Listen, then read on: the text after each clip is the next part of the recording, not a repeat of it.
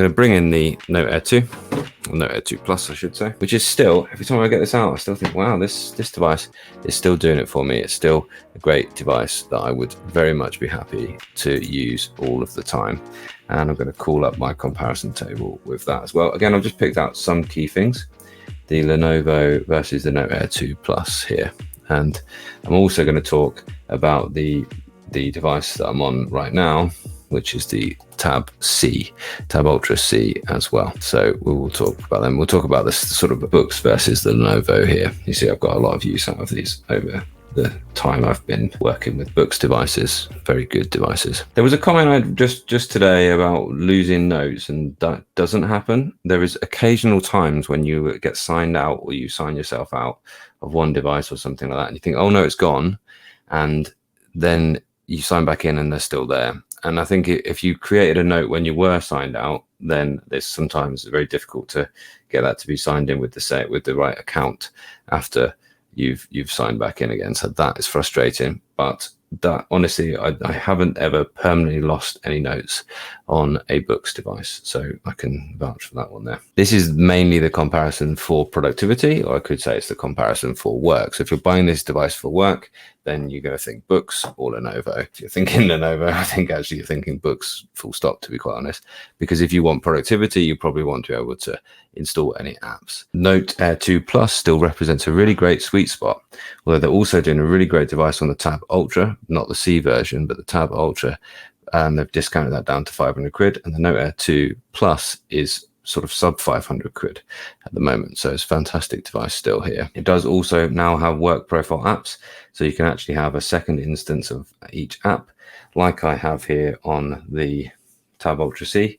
I have my work Microsoft apps and I have my personal Microsoft apps. So these are signed into my personal emails. You can get in contact with me through my email there as well. And these are all signed in on my work account. So I just find that incredibly useful. And you can just see how easy it is to be switching between on the recents panel. And I thought it did have a recents panel, this, but I can't seem to find it anymore. I don't know whether they've changed it in the first update it did. I mentioned I was going to talk about updates, so I asked this thing to do an update and then came back to it 2 days later and it was still working on its update. It turned out it probably just needed to restart, and I did restart it just before the stream and it did update itself then. But the only thing that was even in that update really was using third-party erasers on the back of pens, and they don't have one. They didn't include one. I don't know why. It would have cost nothing really or wouldn't have been much to put a little button on here or a little eraser at the back. I think it's just a basic omission, really. I said I couldn't get the Bluetooth to work. Has anyone else managed to getting the Bluetooth to work on this? Chrome was a really bad experience, which was disappointing on this device. It was really, there was no Eink screen mode that I could get this to work really well on. It was, I just got so much ghosting, this incredible amount of ghosting here. There was nothing I could get it to work well on. Then I changed to Firefox and that was a little bit better. Eink Bro was a better experience, but then it's a browser which is not as fully featured as the other ones as well. This was a better experience. I've been trying my best to download in Office and I just don't think you can. I've downloaded it. I don't think it's actually still in my downloads folder. So it's just sort of not showing at all. Let's see if it's actually got there at this point.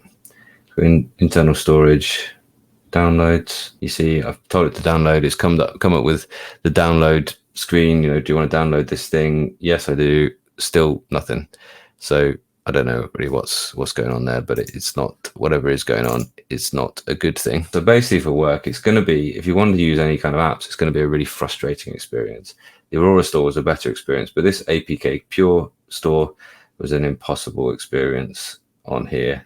You can just see, again, there's absolutely no screen mode that makes this look or work well. Even then, when I came out of this a moment ago, I had a lot of ghosting. It's looking more controlled now actually, but I actually had to do a full screen refresh twice to get rid of a little bit of ghosting that I had on the screen, and it really did. Can't really describe it. It started just, everything sort of seemed to disintegrate, and I was seeing things that I did sort of 2 or 3 operations ago still ghosted onto the screen, and I was really surprised about that.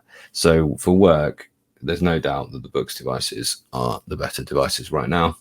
For presenting, I gave the Lenovo Smart Paper slightly higher for presenting, and I don't know why. I don't think that's actually fair.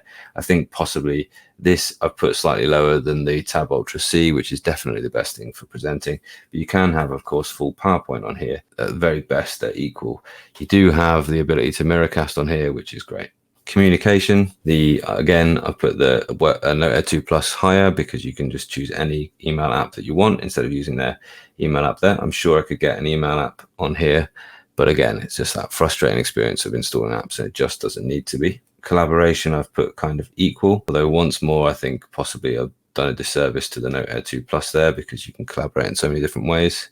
The reading app, the Onyx Boox reading app is absolutely streets ahead. This deserves a little bit of time talking about it. So if I go into one of these, this is an evidence review here, and I show you a little bit about NeoReader, and I compare it to the reading app here, similar type of document. Now, all of the different options that I have in here, if I go to, it's not navigation, in fact, it's more, and then you get the crop, and this is the kind of, this isn't the article mode actually, it's just the article mode here, and you can choose how it's presenting itself. So that's not great for this type, but if I change it to, yeah, in here, it was in there after all, top then bottom, where's it gone? Yes, that one. That's why it's kind of guessed what I wanted. That's why it surprised me. And then you press OK, and now it's showing me the top of the screen.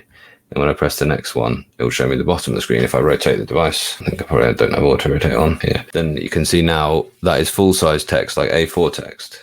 And then I press forward, it goes to the bottom, then it goes to the top of the next page, bottom of the next page, top of the next page, bottom of the next page. It's just a far better way of reading.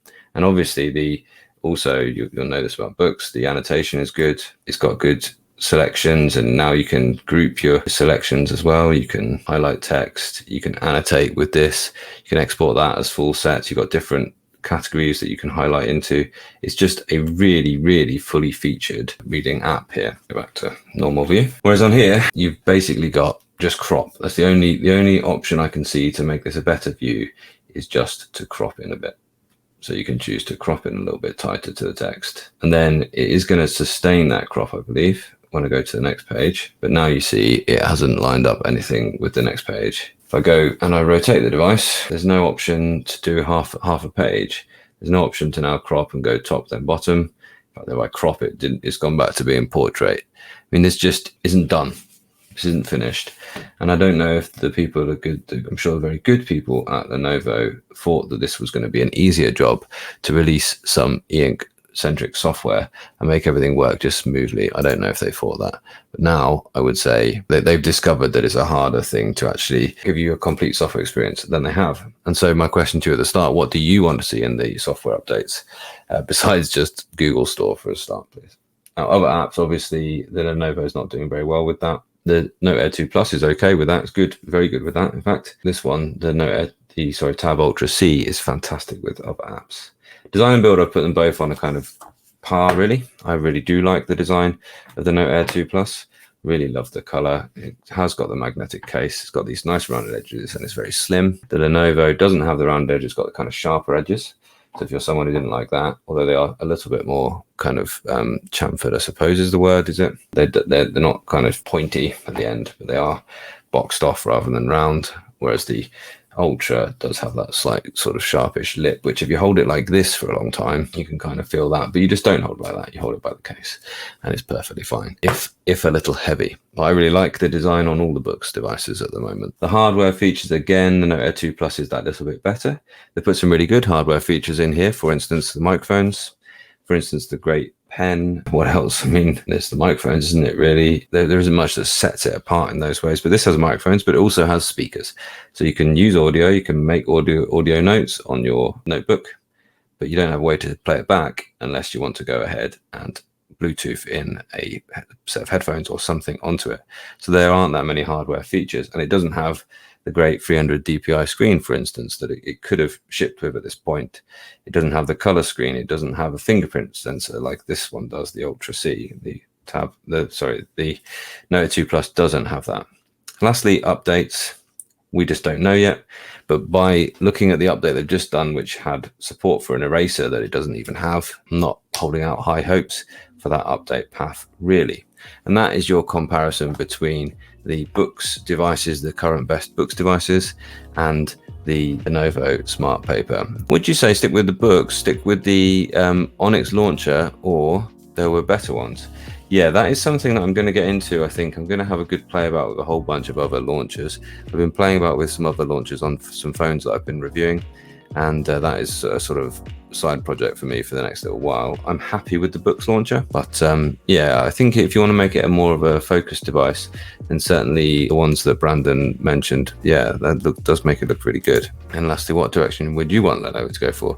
Distraction free or full on Android? It seems Lenovo can't decide for itself.